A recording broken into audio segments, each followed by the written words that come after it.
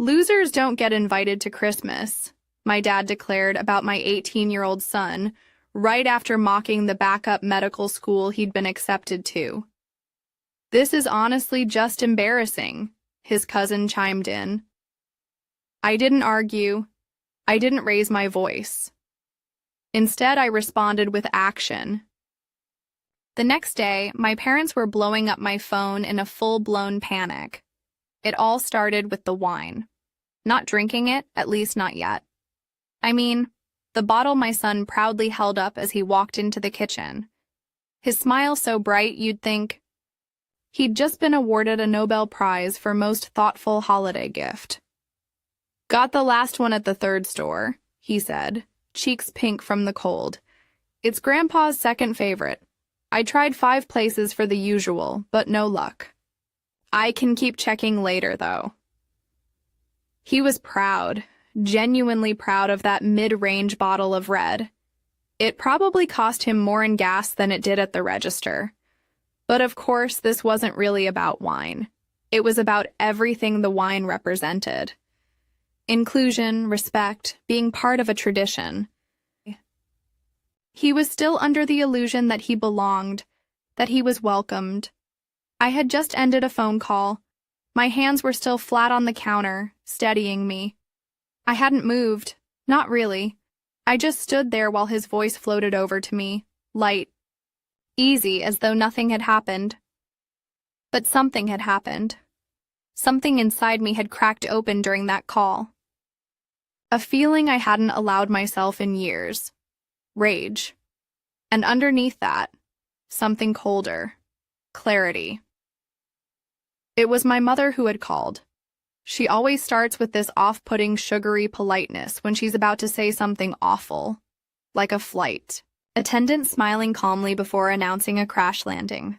We've invited so many guests this year, she said breezily. It's going to be very tight. Then came the real message. We were wondering if maybe your son could just sit this one out. Just this year, she added quickly. You're still welcome. Of course. It's not personal. But in that moment, I knew it absolutely was personal. And then, like some twisted Greek chorus of entitlement, I heard the rest of them. My dad's voice rang out in the background, not even pretending to be discreet. Tell him losers don't get Christmas. And the worst part, my mom shushed him. Shh. You can't say it like that, she whispered, which meant she knew it was cruel. But he didn't stop. He doubled down. That backup med school just embarrassing. Then my nephew, that cousin, piled on. The same one who spent his teen years acting, like humility was toxic. What's it called again? He asked, laughing through his nose. Oh, right. Mediocre state. Do they even have cadavers or just plastic skeletons? I wish I could say I ended the call with grace, but I didn't. I just hit the red button and stood there like I'd been unplugged. It wasn't just the cruelty of their words. It was the ease with which they said them. Like it was a running joke they'd been telling behind our backs for who knows how long. And the most heartbreaking part, my son hadn't heard a thing. He was still in the living room carefully wrapping a small box in cheap paper, a gift he'd picked out just for my mom. I think it was her favorite tea, the kind he'd ordered online 2 weeks ago just to make sure it arrived on time. His face lit up as he told me about it. They were almost out of this too, he said. Funny how stuff disappears around Christmas, huh? I nodded. Maybe I blinked. I honestly don't remember because what do you say to a kid who still believes that? Effort earns you love? I didn't say anything, not then. That evening, I did what most emotionally destabilized mothers do when they've just realized their parents are quietly horrible. I doom-scrolled, and that's when I saw it. A meme posted by my nephew. The golden boy, The one who goes to that law school with the cult of prestige and a tuition price tag that could buy a small island. The meme showed a toy doctor set one of those plastic kits for toddlers. Caption read, "Graduates from Crestwell. Med like I diagnose you with vibes." I wish I were making that up. There were comments, too, from his friends' other polished, overgrown prep school clones. Not a real school. Pretty sure you can apply there with a library card and a dream. I think my dentist went there. That explains a lot. Fake school, fake degrees, fake doctors. And then I saw it. My dad had liked the post, not just seen it, not just scrolled past. He liked it. Thumb up. Endorsed. I felt something slide out of place inside my chest. Not break, just shift. My son still didn't know. He was in his room, probably writing a Christmas card in that neat handwriting he inherited from no one in this family. Probably saying something like, "Thank you for always believing in me." And I had no idea how I was going to tell him that they didn't even want him at the table, that they were laughing behind his back while he planned out his gift bags, that he had been disinvited, not because of some room shortage, not because of a head count, but because he hadn't picked a school with a name that stroked their egos. They called him a loser, and somehow still expected me to show up, smile, pass the stuffing. I could feel the storm building behind my ribs, and no, I didn't shout. But I did take action the next day. They were the ones calling me in a panic. I used to think student debt was the dumbest decision I'd ever made. Then I found out I'd been sending money every month to the same people who called my son a loser behind his back. But we'll get there to understand what happened last Christmas. You first need to understand what kind of family I come from. We didn't just believe in education. We believed in prestige. The name on your degree was everything Harvard could have offered, a master class in how to boil water, and my parents would have fought each other for a seat. Both of them worked in science study careers in academia. Think small offices, coffee-stained journals, long-winded debates over journal articles. They weren't wealthy, but they wore their degrees like medals of honor, and they expected us to do the same. I have an older brother 3 years ahead of me and somehow always 10 steps further in their eyes. According to them, he was exceptionally gifted. He just needed structure. And by structure, I mean endless tutors, coaching programs, extra courses, academic summer camps. Nothing was too expensive. Nothing was too much. By the time I was 5, I was being coached for a competitive primary school entrance exam. There were flashcards on the fridge, pop quizzes at dinner. At one point, I had a laminated test schedule pinned to my bedroom door. I'm not kidding. The pressure wasn't called pressure, it was called support. When my brother got into a prestigious law program, it was treated like a family coronation. My parents printed the acceptance email, framed it, celebrated with a dinner that probably cost more than my first apartment security deposit. They paid his tuition, housing, books, snacks, everything. He was the investment. Then came my turn. We'd love to help, they said. But things are a little tight right now. Funny how the money had run out by the time I arrived at the same milestone, but they still wanted me to go to that top-tier university. They just didn't want to pay for it. We'll help you apply for scholarships. My dad offered loans are totally normal, my mom added. And once you graduate, it'll all be worth it. So I went. I took the loans. I studied hard. I did everything right. And I graduated with a shiny diploma and over $100,000 in debt. No one clapped. When the payments started, no one offered to help when the interest piled up. Now I'm in my early 40s. I have a good job. I'm doing okay. But I'm still carrying that debt like a second spine, living paycheck to paycheck, skipping things, budgeting, hard, smiling through it all. When my parents retired, they told me they were struggling. We didn't save enough. They said, "You know how it is in academia." And because I was still trying to be a good daughter, I believed them. I started sending money, just a little at first. Grocery bills, electricity, a few small things. Then it became more regular. I cut corners in my own life, skipped vacations, skipped upgrades, delayed fixing my roof. I figured it was what good daughters do. It never occurred to me that they might be using that money for something else. We'll come back to that. Let's talk about how I raised my son. I never sold him. The fantasy never told him that college was only worthwhile if the name looked good on a resume. I told him to choose a path he could live with and afford. I didn't want him to go through what I did, and he listened. He watched me struggle. He heard the sighs at bill time, the way my voice changed when I checked my bank balance. He never said much, but I know he saw it so. When college decisions came, he made his own quiet choice.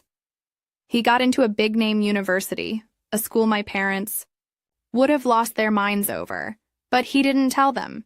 He didn't want their input. He didn't want the pressure. Instead, he chose a local med school. Not top 10, not Ivy, but solid, reputable. He got a partial scholarship. He could live at home, no loans. I was proud, not just of the acceptance, but of the wisdom in his decision. He chose peace over prestige. But to my parents, that decision made him an embarrassment. They couldn't see past the ranking. They couldn't hear the logic over the sound of their own egos cracking.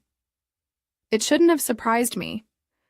Not when you look at how they treat my brother's son, just 1 year older than mine. He's following in his dad's footsteps. Law school, big name, big price tag.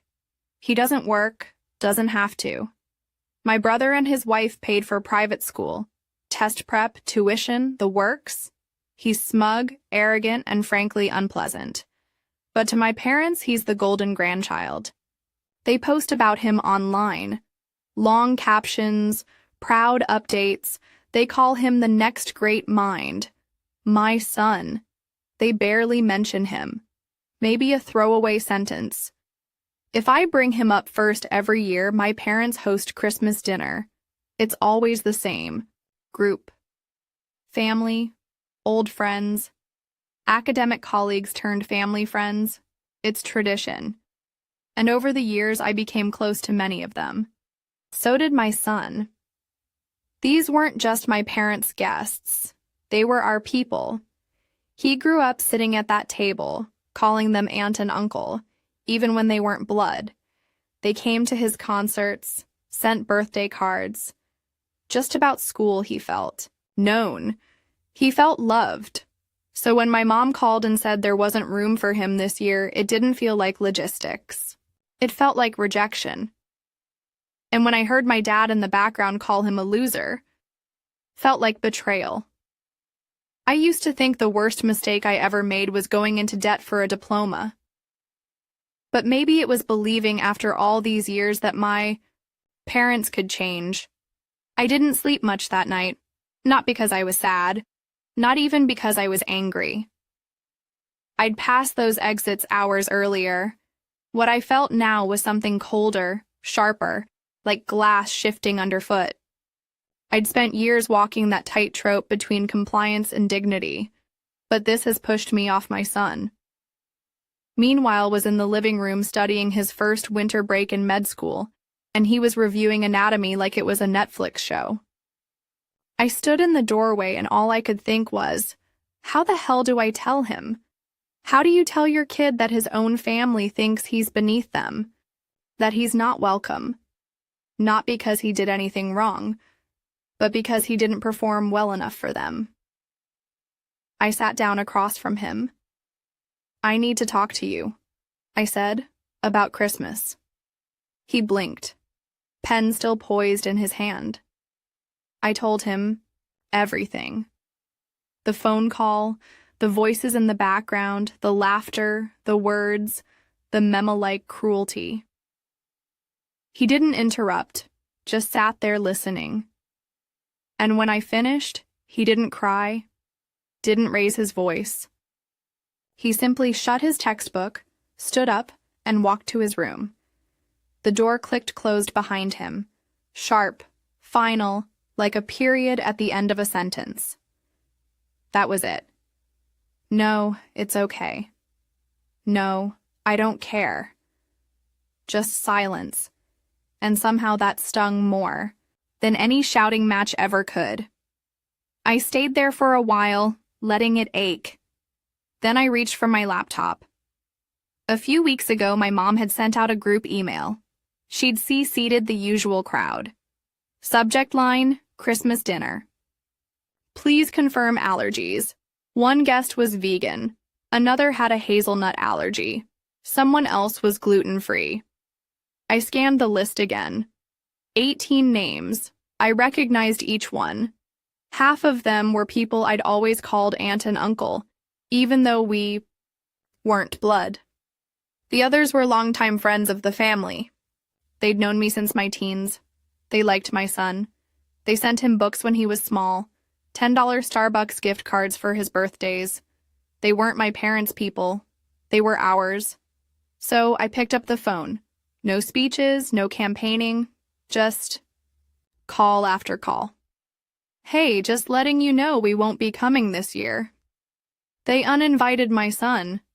They said there wasn't room, but there are already 18 confirmed guests. You do the math. Some reacted with shock, others went quiet, one person even swore. And then came that same pause every single time. That beat of breath when someone realizes they're about to be forced to choose. And most of them did. They chose us. By Christmas Eve, 13 of the 18 had reached out. Subtle RSVPs. We'll be there. We don't agree with this. Your son is family. Some offered apologies, some didn't. I wasn't looking for graveling, only honesty. Even my brother's wife texted me separately. I didn't know they said that. I'm so sorry. I'll come to your place instead. Just don't tell Mark yet. Mark, my brother, wasn't invited. Neither was his son. I told myself this wasn't about revenge. It was about fairness. Christmas morning, I woke up early, not from joy or excitement, but because, as it turns out, vengeance takes a surprising amount of preparation. I roasted, I basted, I folded napkins with a level of spite origami never intended. My son stayed, mostly quiet throughout the day. He offered to help, but I waved him off. I think he understood. I needed this more than he did. By 5 p.m., the house was buzzing. The table strained under the weight of food. The lights glowed warmly. The tree sparkled as if it knew the whole story. People showed up bearing wine, gifts and hugs that lingered just a little longer than usual. They told my son they were proud of him. That med school, any med school, was something to celebrate. They reminded him of his third-grade science fair volcano, the one with the exploding lava and the oversized safety goggles. They made him laugh. They made him feel seen. And then my phone rang. I glanced at the caller ID. Of course, I stepped out onto the porch to answer. Cold air, stillness, my hands still slick from carving the turkey. "What did you do?" she barked. No greeting, no pleasantries, just pure rage. "What the hell did you say to them?" "To who?" I asked, calm and steady. "Everyone," she hissed. "We made dinner for 18 people. 2 showed up, and one of them was your brother." "Sounds like a peaceful evening," I said. "Plenty of leftovers." "This isn't funny, Caroline." "No, it's not." "Did you tell them we uninvited him?" "You did uninvite him. That's not how we meant it." "You said there wasn't space." "There wasn't," she snapped. Not for a loser, right?" I cut in. "Not for someone who picked a school that wouldn't make your friends jealous. Dramatically, not angrily. Just finally back inside. The room was loud and warm. Someone had pulled out a board game. Someone else was refilling wine. My son was on the couch laughing with a woman who used to babysit him. He looked okay. He looked all right. And for the first time in a long time, so did I. I didn't raise my voice. I didn't throw a tantrum. But I made damn sure they heard me. Anyway, by the time the last guest left and I finished scrubbing gravy off the stovetop, the house was quiet again, but it wasn't the same kind of quiet as before. Something had shifted permanently. My son was upstairs. I could hear him pacing. Maybe on the phone, maybe not. He hadn't said much all night. He'd smiled, eat and thanked everyone, but underneath it, I could see the wound not bleeding anymore, but still open. I stood at the sink, hands damp, and stared at the window. Then I reached for my phone, opened my banking app, and clicked into the recurring transfer I'd been sending to my parents every month. You know what's funny? I didn't even blink. I just hit cancel. No ceremony, no final message, just done. I used to think I was being a good daughter. They were retired. I wasn't rich, but I was stable. And they said their pensions didn't stretch far. So I helped quietly, steadily. It wasn't much, but enough to keep their bills covered. But now, if they could afford to humiliate my son, they didn't need my help. Not financially, not emotionally, not at all. And I meant it. 3 days later, I got the notification. My mom had posted something in the wider family group chat. Not the private one for birthdays and photos, but the big one. The look how functional we are. Chat with extended family, second cousins, and people who think every forwarded prayer counts as intimacy. The post was short, a cropped picture of her mostly empty dinner table. And this caption, some people don't understand what it means to ruin Christmas. I hope they're proud of themselves. No names, just venom. I stared at it for a while, then set my phone down, made myself tea, and came back. 10 minutes later, there were already replies, a few question marks. Oh, what happened? From a cousin in Florida, one of my dad's sisters chimed in with a passive. That's such a shame I didn't argue. I just posted 3 things. First, a screenshot of the meme her golden grandson had shared. The one mocking my son's med school caption read, "Graduates from Crestwell Med, like I diagnose you with vibes." And right underneath it, like from my father. Second, a line I typed myself. No screenshot, just memory. What my dad said in the background during the call. Losers aren't welcome for Christmas. And third, one final sentence, just so we're clear. My son was never welcome. That was their choice. Then I put my phone down. I didn't watch the chaos unfold. I didn't need to. But later that night, my inbox was full. Not apologies, just quiet support. A few simple messages.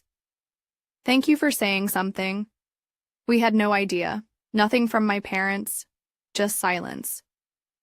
It was almost 2 weeks before I saw them. No warning, no call, just a knock at the door. One Wednesday afternoon, I opened it with a half-full laundry basket in my arms and froze. They stood on my front step like nothing had happened, like this was a social visit. My mom spoke first. We thought it was time to talk. I didn't move. Talk about what she gave. That tight, brittle smile I knew too well. Let's not make this worse than it already is. We just want to clear the air. Clear the air. I echoed. My dad shifted beside her. You're ruining this family over nothing. There was not an apology, not a scrap of remorse, just projection. Like always, we've always supported you, he added. This isn't fair. I set the laundry basket down slowly. You excluded him from a holiday that's supposed to be about family and laughed while doing it. My mother flinched. We didn't mean it like that. I don't care how you meant it. I said you meant it enough to say it, and you let everyone else laugh about it too. We didn't think it would be taken so seriously, she offered. Then maybe you shouldn't have said it at all. She opened her mouth again, but I stepped back and shut the door. Not slammed, just closed from done. I didn't cry. I didn't shake, and I didn't feel guilty, not even a little. 3 days later, there was another knock. I opened the door expecting Amazon, who was my nephew, Mr. Meme Poster himself in an overpriced coat and smug expression trying to look humble. "Hey," he said. "Can we talk?"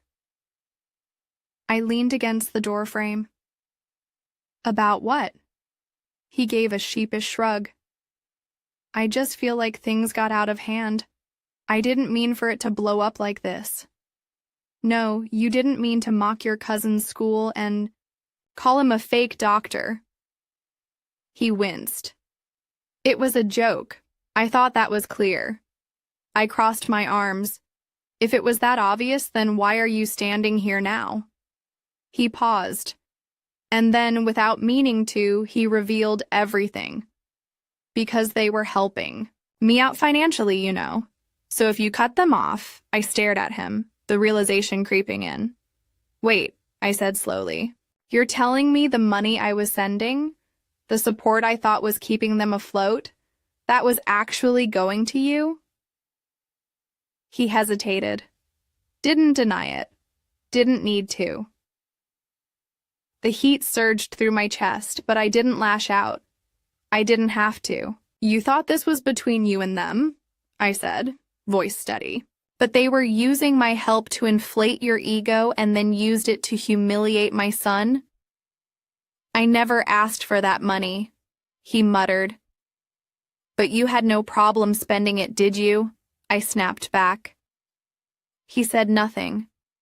Behind me, I could hear my son moving, around in the kitchen. I didn't want him to come to the door. He didn't need to witness this. So I turned to my nephew, one hand already resting on the door. "Leave," I said quietly but firmly. "And don't come back." He opened his mouth probably to offer some half-baked apology, but I closed the door before he could speak. No dramatic send-off, no yelling, just a locked door. And for the first time in years, silence that actually felt like peace. It's been a few years since that day.